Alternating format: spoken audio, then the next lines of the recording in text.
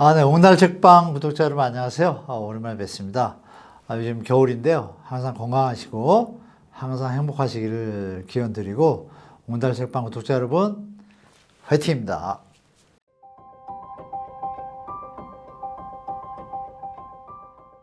현대 부동산 시장은 여러분들이 많이 혼동스럽기도 하실 텐데요. 특히 2030, 40 분들은 한 10년 가까이 오르는 것만 보시고 작년 연말에 잠시 6개월 동안 급락한 걸 또 경험하셨잖아요. 그럼에도 불구하고 정부가 대책을 쓰니까 다시 상승하는구나. 그러면서 마치 특례보금자리론하고 활성화 대책이 나오니까 마치 부동산은 또 영원히 오를 것처럼 9월 정도까지 8월 정도 한 7, 8개월 정도만 계속 올랐습니다. 올랐는데 그 오르는 형태가 여러분도 아시지만 그 거래량이 수반되지 않은 상승이었어요. 주식시장이나 채권시장 이런 일반 경제학 이론에서 거래량이 수반되지 않는 상승은 가짜 상승이란 말 들어보셨을 거예요. 전형적인 그런 모습이고 그걸 경제학에서 여러분들이 아시는 분도 계시겠지만 민스키 모먼트라고 있습니다. 여러분이 들어보시는 더블 딥, 데드캣 바운스. 그 개념이 이제 민스키 모먼트의 도표에 이렇게 정확하게 나오잖아요. 보시는 것처럼 최고점을 찍고 거기서 이제 프로피티 메이킹이라고 해서 우리 영끌완이죠. 그런 양상이 벌어지고 나면 다시 한번 낙폭 과대에 따른 반등이 일시적으로 있습니다. 그게 이제 일시적 반등이죠. 그 이후에는 확연하게 패닉으로 가는 게 그동안 경제학 역사 1903년에 세워졌으니까 한 120년 됐죠? 120년 역사의 어떤 공통적인 패턴입니다. 그렇다면 9월부터 꺾이기 시작했죠? 그러면 이게 바로 더블 딥의 시작이라고 보시면 될 거고요.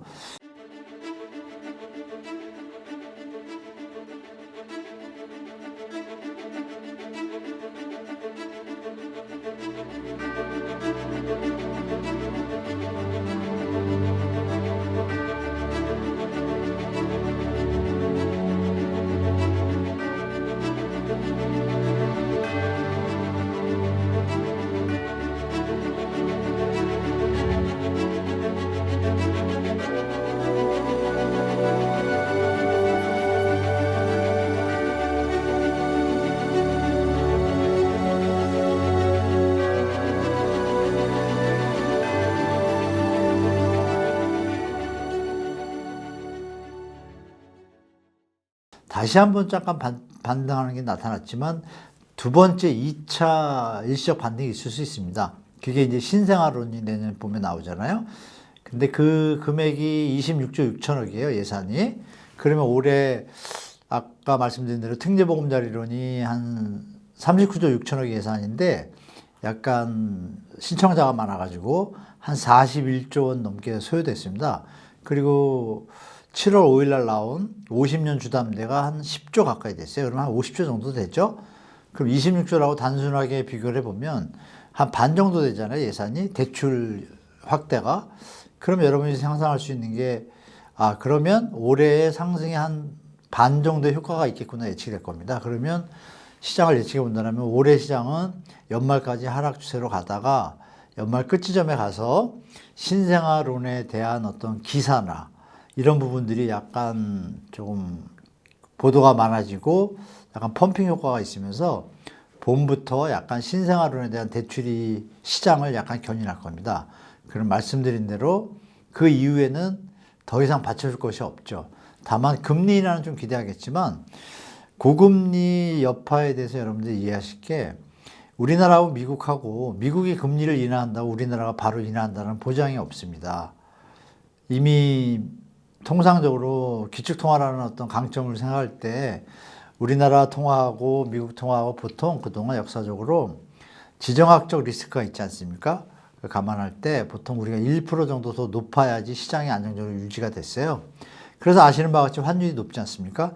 그러니까 물가 상승이 높고 그러니까 이런 부분이 경제 전반에 조금 활성화라든지 다시 경제가 살아나는데 좀 안 좋은 역할을 하기 때문에 회복하는데 시간이 좀 필요합니다. 그러면 그동안에 금리 높은 이자를 부담하시면서 한 1년 정도 버텨온 영끌하신 분들이 급격하게 예전에 저금리 시대처럼 3%대까지 안 내려가면 여전히 부담스럽거든요. 그래서 제가 볼 때는 금리 인하로 인한 어떤 영향이 올해 대출 확대로 인해서 잠시 벗어난 것 같지만 그 결과가 여러분들이 뭐 임차권 등기 계속 늘어나는 거 아시죠? 경매 건수하고 경매 지표는 하락하고 있고 경매 건수는 최대폭입니다. 몇 년 만에.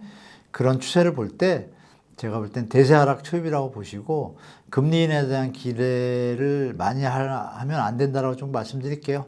금리 인하의 폭이 미국이 내년 중에 많이 내려봤자 1%입니다. 그래봤자 4.5%잖아요. 그럼 우린 3.5%니까 역전된 상태입니다. 그래서 대한민국의 금리 인하를 쉽게 기대하기는 어렵다라고 좀 말씀드리겠습니다.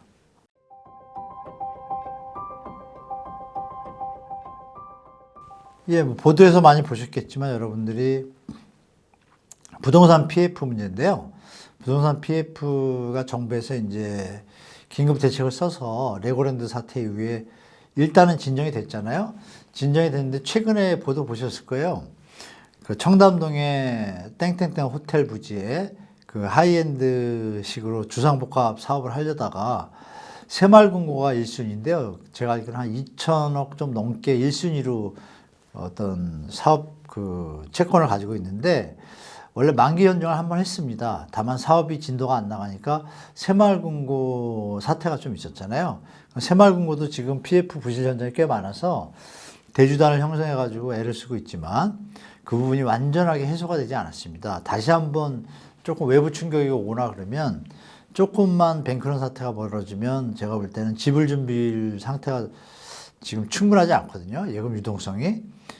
그러니까 자금을 회수할 수밖에 없고 그 얘기는 뭐냐면 그 대주단에 있는 새마을금고뿐이 아니라 나머지 금융기관들도 영향을 받게 돼요. 그럼 나머지 금융기관들도 유동성 확보를 위해서 채권 회수가 안 되는 이 금융기관이 많거든요. 그럼 다른 현장에 만약에 조금 PF를 좀 많이 하거나 브릿지론이라고 하죠. 많이 한 금융기관들, 특히 캐피탈이나 일부 증권사들은 자금 부담을 좀 많이 느낄 겁니다.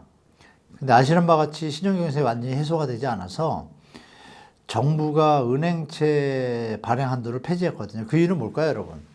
은행채를 한도를 폐지한다. 은행채는 뭐냐? 은행채를 발행해서 이자를 얼마를 주기로 하고 자금을 조달해요. 그럼 자금 조달을 왜 하죠?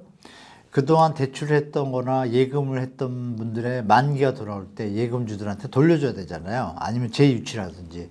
그 부분에서 유동성에 문제가 생길 걸 대비해서 은행채를 발행해서 돈을 수급하는 거예요. 자금 조달이죠. 근데 그 은행채 금리가 지금 5%대입니다. 4%에서 5%. 그럼 여러분이 상식적으로 대출 금리가 몇 프로로 해야 되죠? 6%, 7% 해야 돼 유지가 되는 거예요. 그러니까 쉽게 말하면 기준금리는 3.5지만 시장금리는 4%대를 이미 넘어섰다, 기준이. 코픽스도 4%입니다. 그러면 대출금리는 5%가 돼야지 보통 한 2.3% 보거든요. 갭을. 그래야 은행들이 수익을 담보하는데 정부의 이제 상생금융 정책에 의해서 뭐 그렇게 보고 있잖아요. 낮추고 있고. 여러분들이 아시게 그러면 은행은 망하지 않습니까? 계속 그러면. 그게 지금 내면에 깔려 있습니다. 그 얘기 뭐냐면 여러분 중도금 대출 있죠?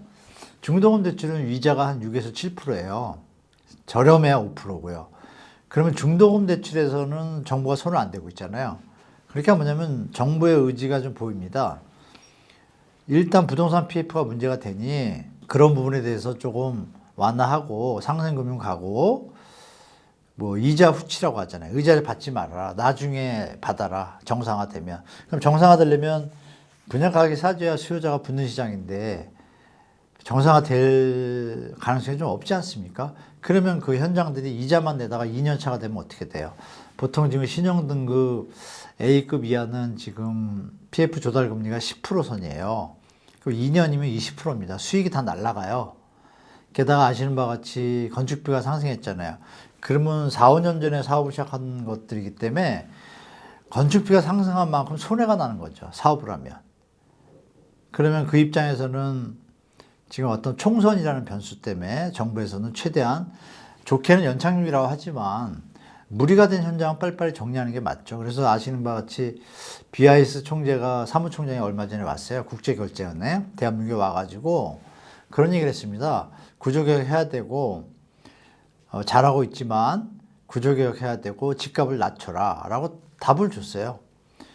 PF 문제가 이제 첫 번째고요. 두 번째 뭐냐면 이제 자영업자 문제입니다. 자영업자 부채가 지금 금감위하고 금융원에서 금융위원회에서 좀 문제가 되다 보니까 또 상환 유예 어떤 프로그램을 지금 준비 중인 걸로 알고 있습니다. 그 부분이 진행이 된다 하더라도 이자를 탕감해 주는 건 아니지 않습니까? 그 부분이 부담으로 분명히 작용할 겁니다.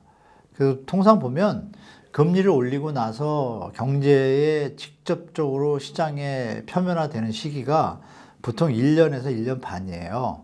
그럼 기억을 더듬으면 언제예요, 여러분? 작년에 많이 올렸잖아요. 한 9월, 10월까지요. 그리고 올해도 조금씩 올렸잖아요, 초반에. 그럼 1년이면 연말이고 올해. 내년에 이제 부담들이 이제 시장에 나타날 겁니다. 그게 실제로 나타나죠. 왜냐하면 주택 가격은 상승하고 했다는데 대출 확대로 뭐 정부 활성화 정책으로 경매 물건이 지금 몇 년 만에 최다입니다, 여러분. 그러면 자금 사정이 좋거나 주택 가격이 안정적이라면 경매 물건이 줄어야죠, 그죠? 그럼 이 경매 물건 지표를 봐도 그렇고 자영업자들의 연체율 증가율도 좀 속도가 빠른 편이고, 그리고 마지막으로 이제 카드사들이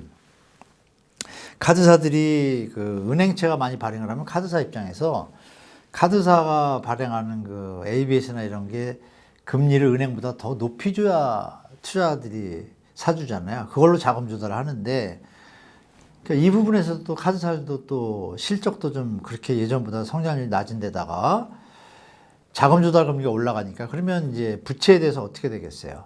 빨리빨리 채권해서 하는 방향으로 가게 됩니다. 그러니까 연체를 갖다가 예전에는 계속 이자를 받기 위해서 조금 유예 프로그램을 뒀지만 그게 이제 없어질 가능성이 많아요. 그럼 카드 돌려막기에서 파생된 쬐고만 현상 같지만 그게 이제 결국은 부동산 시장까지 영향이 있을 거라고 보고요. 말씀드린 대로 이제 자영업자 문제도 있고 가계부채 문제도 또 추가적입니다. 영끌들의. 영끌하신 분들이 요즘 매물을 좀 내놓기 시작했잖아요. 또 그러니까 매물이 안 줄고 있지 않습니까? 그러니까 이런 부분을 감안하면 여러분들이 시장이 지금 파도가 치고 있습니다. 그래서 제가 볼 때 이런 여러 요인 때문에 시장이 쉽게 살아나기 쉽지 않고 결정적으로 실거주무 폐지를 투기의 어떤 조짐이 생기는 것을 뭐 정부 여당도 알고 있고 야당도 알고 있습니다. 이번에 야당에서 실거주무 폐지를 반대를 했습니다. 다만 10년 거주, 좀 임차인은 놀 수 있게. 그럼 여러분이 생각해 보실 게, 아니 집을 분양받을 때 집을 살려고 들어가서 살려고 분양받는 게 정상인데 이번 정부에서 연착륙을 만들겠다는 어떤 목표를 두고 투자, 어떻게 보면 투기판을 좀 만들지 않았습니까? 그 원희룡 장관이 발표할 때 그랬잖아요. 만약에 투기 조짐이 보이면 규제를 갖다 다시 강화하겠다. 거기에 이제 모든 게 담겨 있습니다. 이런 요인들이 복합적으로 작용을 해서 시장이 자연적인 어떤 경제 발전이나 인구 증가, 소득 증가로 인한 상승을 유지하고 있는 것이 아니라 여러분들이 아시는 바와 같이 다 빚으로 대출로 버티고 있는 거잖아요. 그래서 정상 가격이 아닌 거죠. 그렇기 때문에 이런 여러 가지 요인들 때문에 결정적으로 마지막으로 말씀드리면 우리가 자본을 투자해서 수익을 얻으려면 은행에 뒀을 때 예금이자가 5%면 집을 가지고 있을 때 수익이 6%를 해야 집을 가지고 있지 않나요? 근데 현재 자본시세 차익을 기대할 수 없는 시간이 길어질 것 같다는 전제하에 강남 일대의 임대 수익률을 캡 레이트라고 그러죠. 자본산업률로 계산하면 한 1.8%밖에 안 나옵니다. 그러면 그게 만약에 장기화된다고 가정하면 그 집을 계속 갖고 있을 이유가 없죠. 그러면 그것이 은행금리랑 맞춰지는 균형가격으로 가려면 주택가격이 하락해야지 조건이 맞아요. 그러니까 이런 여러 가지 복합적인 요인들이 너무 많아서 상승할 요인보다는 하락할 요인이 너무 많다. 하락할 요인 중에, 상승할 요인 중에 뭐 내년 후년에 공급 부족이라는 얘기를 가끔 하잖아요. 그건 전혀 팩트와 틀립니다. 올해 40만 원 가까이 되고 내년에 35만 호가 입주입니다. 아파트 입주 물량이. 그러면 충분합니다. 충분한 데다 아시는 바와 같이 매물도 많잖아요. 뭐 이런 정황들을 볼 때 내년에 어떤 시장은 좀 어렵다라고 보시는 게 좀 맞을 것 같습니다. 제2차 본격적인 하락 조정이 시작될 거라고 저는 보고 있습니다. 만약에 그게 유지가 된다 그러면 내년 연말이나 후년에 좀 부실이 더 커져서 또 위기가 좀 크게 올 수도 있다고 봅니다. 뭐 우리나라 자체에서요. 이 외국에 해외에 있는 어떤 뭐 전쟁이나 인플레이션 요인은 다 배제한 겁니다. 그러니까 그런 것까지 하면 당분간은 보수적으로 안정적으로 시장에 대처하시는 게 좋을 것 같습니다.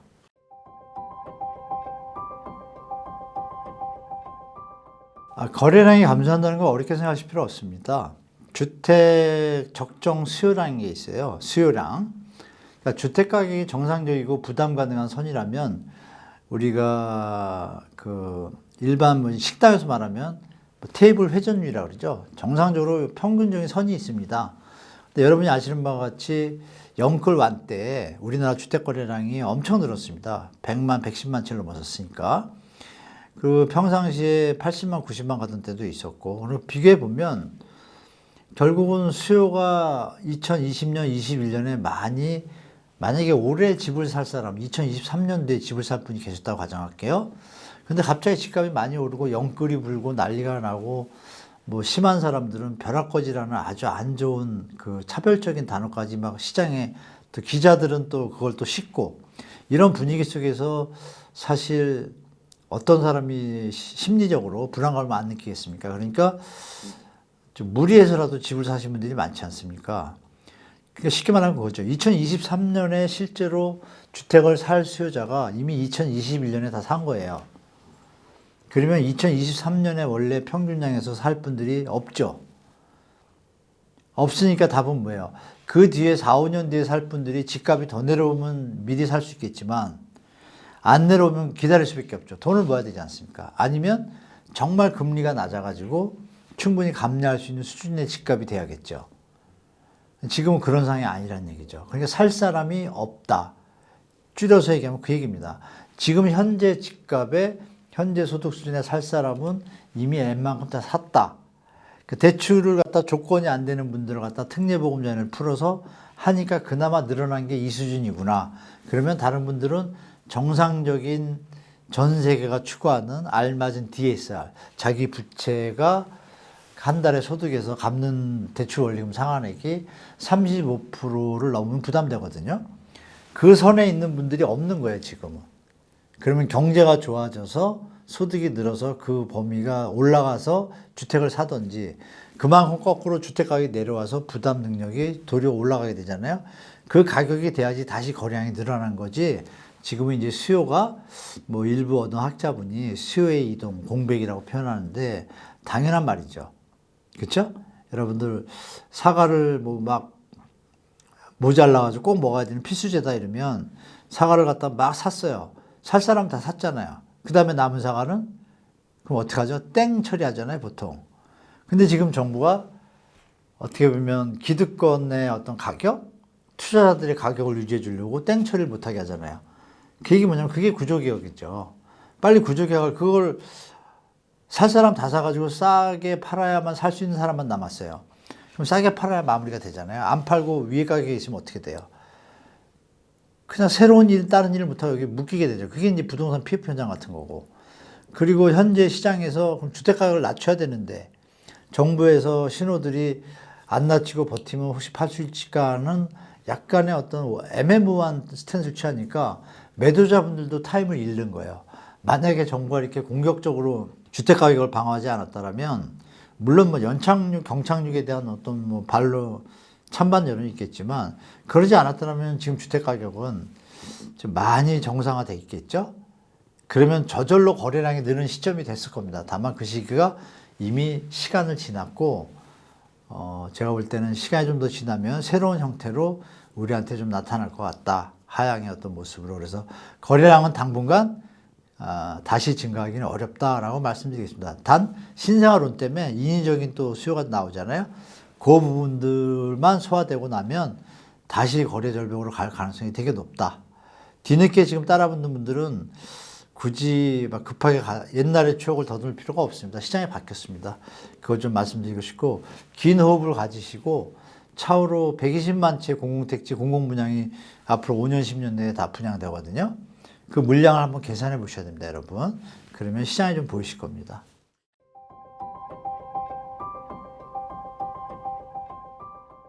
요즘 뭐 기억나시겠지만 전세 가격이 폭등한다 뭐 비슷한 톤으로 전세 가격이 계속 상승한다 기사들이 약하지만 계속 나오죠. 근데 여러분 더듬어 보십시오. 불과 봄만 해도 역전세가 계속 시작되고 있었고 역전세난으로 경매 물건이 막 나가는 시점에 정부에서 뭘 했죠? 전세 반환 대출을 실행했어요. 임대인이 능력이 안 돼서 돈을 못 줄 능력이면 그걸 또 대출해 준다는 거예요. 그럼 그게 임대인한테 도움이 될까요? 임차인한테 도움이 될까요? 그러니까 주택 가격이 오버슈팅이 돼 있으면 결국은 경제에 부담이 되거든요. 그 수치가 전 세계가 버블이 날 때 어떤 수치들이 있습니다. 가처분 소득 대비 가계부채비라든지 뭐 피케티 인덱스라든지 주택 가격 부담 지수라든지 뭐 매수 의존 여러 가지 지표들이 선진국들 일본 버블, 미국 버블, 피그스 사태 그때 수치보다 우리가 더 높아요. 근데 그 가격을 억지로 유지하니까 전세 가격 상승이라는 다른 나라에 없는 요인이 지금 하나 있잖아요. 그것까지 꺾이면 어떻게 되겠어요? 그러니까 정부가 이제 전세대출 반환 보증을 했는데 거기에 능력이 되는 분들은 그 대상이 돼서 그나마 역전세를 면하고 일단 한숨은 돌렸지만 나머지들은 어떨까? 나머지 분들, 그러니까 그동안 대출이 너무 많아서 정부의 전세 보증, 대출 보증 조건에 해당 안 되는 분들이 있어요.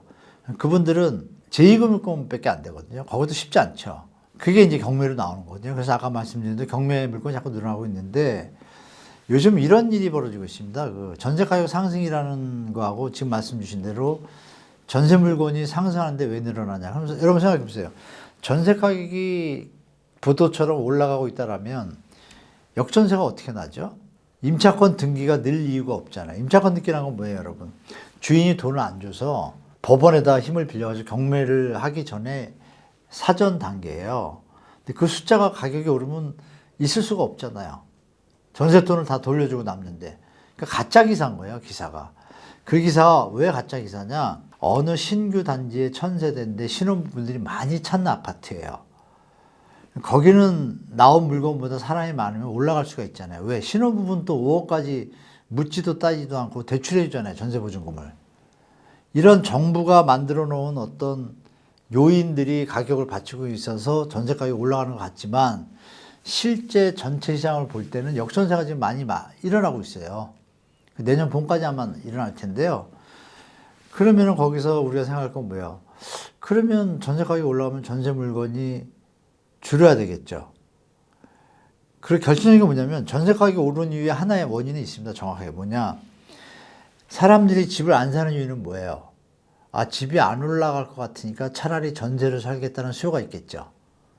보통 통상적으로 전세 살던 분들이 매매로 넘어가는 단계가 있잖아요.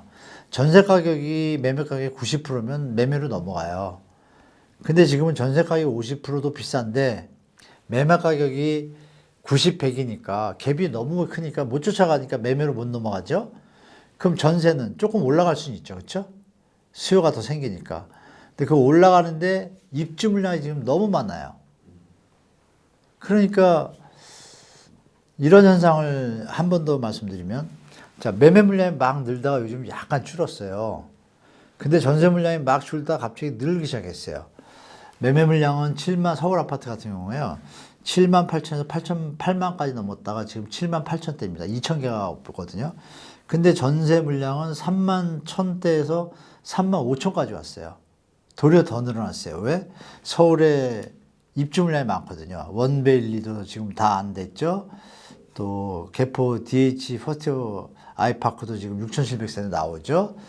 또 어느 지역에도 한 1,000세 나오죠. 이런 것들이 합쳐서 한 만 몇천 세대가 지금 있어요. 물량이.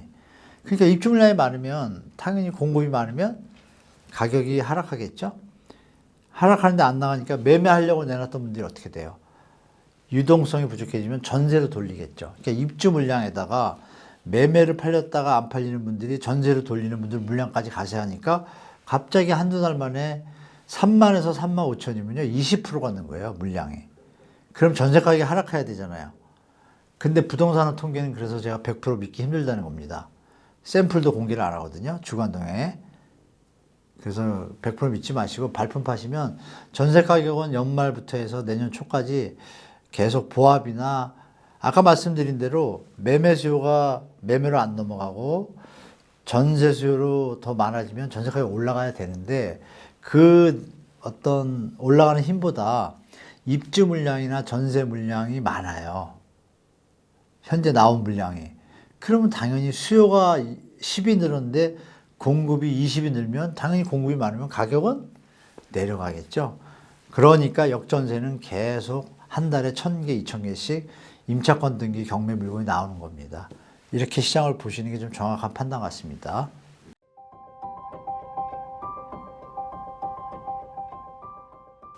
저는 이제 혼자 제가 좀 서칭을 해보니까요. 인구 구조도 봐야 되지 않습니까? 그러니까 아까 말씀드린 대로 이미 2030, 40 분들이 사실 분들이 많이 샀어요. 샀고 5060 분들은 지금 주택가격이 회복한 가격이 너무 높은 수준이라서 부담되는 수준입니다.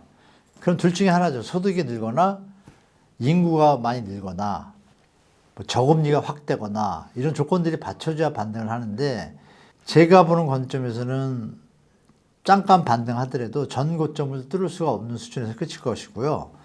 하락은 뭐 교보증권 보고에서 나왔다시피 향후 전저점을 뚫을 수도 있다고 저는 개인적으로 봅니다. 그래서 그리고 인구 구조를 보면은 여러분들이 아시는 출생아 적고 뭐 결혼 쌍이 지금 20만 쌍대로 줄었거든요.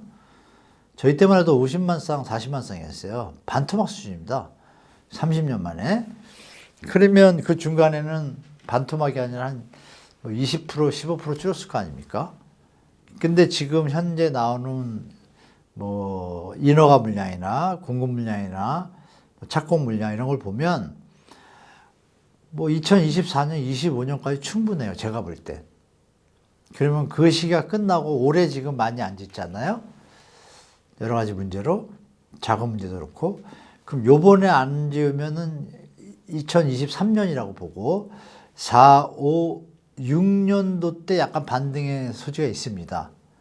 근데 그 반등의 힘이 말씀 올린 대로 그럼 3년 동안 이미 다 살 사람 샀기 때문에 2, 3년 뒤에 살 사람이 요번 영끌2 때 들어왔을 거란 말입니다. 그럼 신생아 때 또 들어올 거예요. 그 다음 분들은 여력이 좀 없다고 가정하면 수요가 고갈되는 수준이 될 수도 있습니다. 그러니까 반등의 힘이 약하다는 얘기죠. 그러니까 질문을 주실 때 언제쯤 반등할 거냐고 말씀하셨는데 정부가 이제 조금 국가 경제를 차지하고 부동산 시장만 살리겠다라는 의지로 만약에 정책을 쓴다라면 지방의 이제 양도세 한시적 감면, 미분양분에 대해서 이 대책을 쓸 겁니다. 그러면 지방시장은 다시 한번 약간 반등하는 시기가 옵니다. 그러니까 쉽게 말씀 올리면 현재 상태에서 아무런 인위적인 정책이 없다고 가정하면 미국의 금리가 1, 2년 4.5%대 간다고 가정할 때는 2026년 말 돼야 약간의 반등의 기미가 있고 그 사이에는 약간 조정기가 계속될 겁니다. 그리고 그 반등의 폭은 지금 우리가 겪었던 여러분들이 겪었던 그런 시장은 전혀 올 수 없습니다. 그건 뭐 제가 느끼고 있고 그래서 제가 볼 때 한 27년 정도 되면 다시 한번 약간의 반등 26년 말에서 있을 것 같은데 그러고 나서도 조금 1, 2년 정도 하향 횡보장이 시작되고 나야 시간이 충분히 흘렀으니까 지금 뭐 25인 분이 5년 동안 열심히 또 자금을 모집할 것이고 그 5년 정도 시간이 흐르면 가격이 약간 하향 평준화됐을 때 가격과 소득과의 어떤 접점이 가까워지겠죠. 그 시점에서 조금 반등이 일어날 것 같습니다.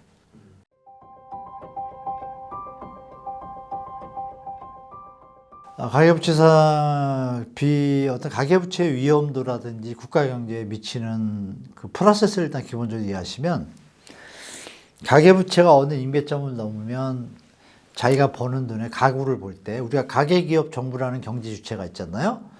그럼 가계가 소비를 하고 세금을 내고 간접세를 내고 일부 세금을 낸 건 국가는 그걸 가지고 운영을 하지 않습니까? 그리고 기업은 가계가 내는 소비에 따라서 기업의 매출액이 형성되잖아요. 다 연관이 됩니다. 그러면 가계가 소비를 덜하면 어떻게 돼요? 기업의 매출이 줄겠죠. 매출이 줄면 기업이 국가에 내는 법인세도 줄겠죠. 국가의 세금도 줄죠. 국가가 재정정책을 쓸 여력이 줄죠. 이 경제 하방 압력의 악순환이 시작되는 겁니다. 그래서 가계부채는 적정선을 넘으면 위험하다라고 전 세계가 다 알고 있고 그동안 경험상 겪어온 게 뭐냐 결론이 GDP 대비 가계부채 비율입니다. 여러 논문에서 나온 게 그 비율이 80%선 넘으면 위험하다고 일단 판단합니다. 근데 대한민국은 100%를 넘었죠? 105% 되죠? 그리고 이제 가처분 소득 대비 가계부채 비율이라는 게 또 있습니다. 그 비율이 또 한 140을 넘으면 되게 위험합니다. 그 140 정도 넘었을 때 아까 말씀드렸던 일본, 미국 피그스들이 다 버블이 터졌습니다. 영국도 한번 터졌었고요. 그러면 우리나라 몇일까요? 우리나라 지금 204입니다. 그럼 벌써 우리가 좀 과도한 상태라는 걸 좀 파악이 되실 거고요. 또 GDP 대비 부동산 자산 가격의 배율이 있습니다. 그 배율이 일본이 5배 넘었을 때 터졌습니다. 우리도 5배 넘었습니다. 그 수위가 되면 이미 대출을 끌거나, 그러니까 우리가 이제 보통 사회 시스템에서, 경제 시스템에서 뒤에서 수요가 안 받쳐주면 시장은 일단 스톱이에요. 그러면 지금까지 우리가 펼쳐놓은 대출을 활용하던 자산 가격의 상승으로 인해서 소비가 많이 확대됐잖아요, 그동안. 확대됐는데 확대될 걸 대비해서 가게를 늘렸어요. 늘렸는데 생각보다 손님이 없어요. 그럼 어떻게 돼요? 임대료를 밀리게 되고 수수인이 나오잖아요. 임대료가 밀린다는 건 매출이 안 되니까 그 가게에 상품을 납품하는 우유 다 매출이 줄겠죠? 택배에서만 지금 늘고 있잖아요. 특별한 분야만. 그리고 카드사 실적들이 증가율이 예전에 10%씩이었다면 지금은 뚝 떨어졌습니다. 도리어 마이너스일 가능성도 있고. 그러니까 이런 부분 종합을 볼 때 우리나라의 가계부채 상황이 생각보다 상당히 심각하다. BIC 총장이 괜히 온 것도 아니고 IMF하고 OECD가 다 이미 경고했고 수도 없이 경고했다는 얘기를 뉴스에서 많이 보셨잖아요. 요번에 또다시 경고했습니다. 근데 요번에 어떤 걸 경고했냐면 IMF는 예전하고 다르게 구조개혁을 해라 안 하면 한국의 성장률은 앞으로 5년 동안 이렇게 나온다. 그 얘기는 뭐예요? 부채가 많으니까 소비할 여력이 주는 겁니다. 내수가 전체 시장에서 차지하는 비율이 40, 50%라고 가정해보면 대충 그 정도 되거든요. 좀 작지만 딴 나라보다. 수출이 차지하는 것도 있는데 수출이 지금 어때요, 상황이? 그러니까 내수든 수출이든 상황이 많이 안 좋기 때문에 지금의 가계부채 증가 정책은 국가를, 아니 오죽하면 하는 총재가 그 얘기를 하셨겠어요, 여러분. 그죠? 기자간담회에서 5월 제가 26일을 기억하는데 기자간담회에서 이런 얘기 하셨습니다. 다시 한번 또 리바이벌이지만 이 얘기가 이번에 BIS 사무총장, 국제결제은행 총장이 왔다는 얘기랑 똑같아요. 구조개혁을 안 하면 위험하다는 거. IMF가 뭐라 그랬어요? 구조개혁 없으면은 앞으로 한국은 2.0 이하의 실질적으로 마이너스인 거예요, 경제가. 5년 동안 펼쳐질 거라 그랬습니다. 그러니까 한국은행 총재 마지막 워딩을 다시 한번 말씀드리면 구조개혁이 없는 재정정책, 통화정책은 나라가 망하는 지름길이라고 그랬어요. 큰 뜻을 담고 있는 말입니다. 결국은 망가지게 돼 있다는 얘기예요. 근데 지금 그러고 있어요. 그러니까 여러분들이 더 버틸 수 없는 임계점에 왔다는 걸 좀 인지하시고 수출이 막 급하게 늘거나 뭐 대한민국이 로또를 만나 어떤 좋은 일이 있거나 이러지 않기 전에는 필히 조정이 올 수밖에 없는 게 제가 그동안 보았던 경제학 이론과 또 제 경험을 볼 땐 수순입니다. 그래서 그것이 끝이고 나야 다시 한번 정상적인 상승의 장이 시작이 되지, 저는 현재 가계부채 수준은 상당히 그 임계점에 다른 버블이 터지는 꼭지점에 와 있다라고 좀 말씀드리겠습니다.